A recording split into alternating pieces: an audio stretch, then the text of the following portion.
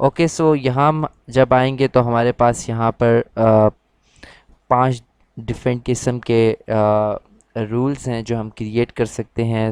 Competitive buy box, competitive lowest price, competitive external price based on sales unit, and the fifth one is business prices. So आप यहाँ पर आके competitive buy box को select करें। how do you want to name this rule?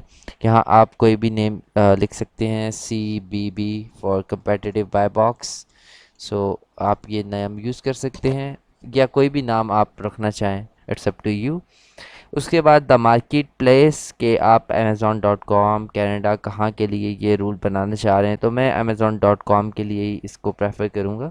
आप differently भी बना सकते हैं हर कंट्री के लिए, अगर आप डिफरेंट मार्केट प्लेसेस के अंदर भी बेच रहे हैं। सो अब ये जो competitive रूल है, अगर आप इसको देखें, competitive बाय बॉक्स रूल। सो अब यहाँ पर हमारे पास जो पहला ऑप्शन आता है वहाँ पे है which pricing action do you want Amazon to take, कि यहाँ पे आप कौन सा एक्शन अमेज़ॉन को चाहते हैं कि बोले।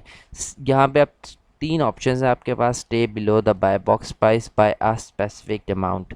यहाँ पे ये होगा कि अगर आप इस रूल को यूज़ कर रहे हैं तो आप जो है जो बाय बॉक्स प्राइस चल रही होगी उससे एक बाय स्पेसिफिड अमाउंट आप नीचे रहेंगे, below the buy box price. आपके पास सेकंड है match the buy box price, और आपके पास थर्ड है stay above the buy box price by a specified amount. So हमारे पास यहाँ 3 ऑप्शंस हैं, और फॉर एग्जांपल मैं पहले ऑप्शन के साथ जाता हूँ कि stay below the buy box price by a specified amount, और वो है 0.01। अब यहाँ पे क्या होगा कि फॉर एग्जांपल अगर यहाँ पे एक आइटम है जो $20 का बिक रहा है, और 5 कंपेटिटर्स हैं, हम एज्यूम कर रहे हैं वो 5 कंपेटिटर्स $20 का बेच रहे हैं, और हमारा अगर रीप्राइसर चला हुआ है, अब वो एसिन जो है उस पर हमने रीप्राइसर ऑन किया हुआ है, तो मेरी जो अमाउंट शो हो गई, यानी जिस पे मैं बेच रहा हूँ वो 19.99 शो हो रही होगी, क्योंकि मैं उस बाय बॉक्स प्राइस से 0.1 सेंट हमेशा नीचे रहूँगा। अगर प्राइस आएगी आपकी वो अगर प्राइस कर लेते हैं 19.99, तो मेरी प्राइस 19.98 हो जाएगी, बाय 1 सेंट नीचे चली जाएगी। सो इस रूल को आपने समझ लिया। सेकंड हमारे पास रूल है match the buy box price. Match the buy box price के अंदर ये होगा कि फॉर एग्जांपल मेरी प्राइस थी 23, एक एसिन के ऊपर मैं बेच रहा था, 23 प्राइस थी। अचानक से एक कंपैटिटर आया और 20 की बेच रहा है।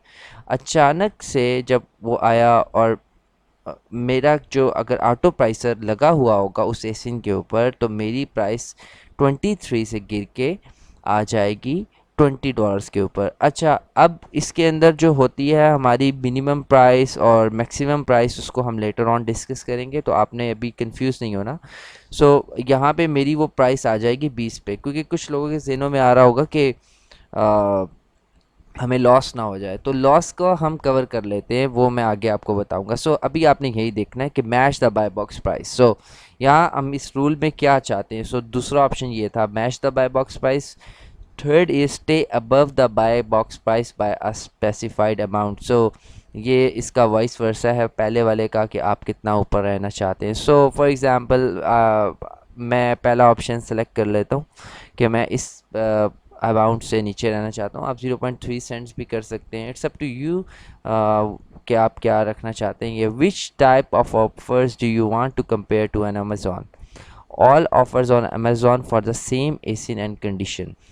ये किस टाइप की एक्चुअली आप ऑफ़र जो है वो मनाना चाह रहे हैं। तो यहाँ पे अगर आप देखें, तो अगर स्पेसिफिक आप जाएंगे तो only offer with same fulfilment method, और only offers from other third party sellers. So यहाँ पे आप कोई भी ऑप्शन सेलेक्ट कर सकते हैं। मैं ऑल ऑफर्स ऑन अमेज़ॉन ये पहली ऑप्शन ही सेलेक्ट कर रहा हूँ। उसके बाद यहाँ पे हमारे पास थर्ड ऑप्शन है do you also want to compete with other prices that are of Amazon. मतलब इसका है ये है कि एक प्रोडक्ट अगर वॉलमार्ट के ऊपर सेम प्रोडक्ट SKU या UPC से ये इसको कंपेयर करते हैं, तो ये यही पूछ रहे हैं कि आप जो है क्या वॉलमार्ट से भी compete करना चाहते हैं, क्या आप टारगेट की प्राइस से भी compete करना चाहते हैं। नो, हम हमेशा चाहते हैं कि बस ये अमेज़ॉन जो है, जो डिफरेंट एफबीए सेलर्स हैं उनको ही compete करे। हम नहीं चाहते कि हम जाके डिफरेंट मार्केट प्लेसेस के ऊपर उनको compete कर रहे हो, क्योंकि हम चाहते हैं हमारे प्रॉफिट मार्जिन ज़्यादा हों। हमें हमें नहीं फ़र्क पड़ता कि वॉलमार्ट के ऊपर वो महंगी बिक रही है या नहीं। सो इसको आप नो कर देंगे।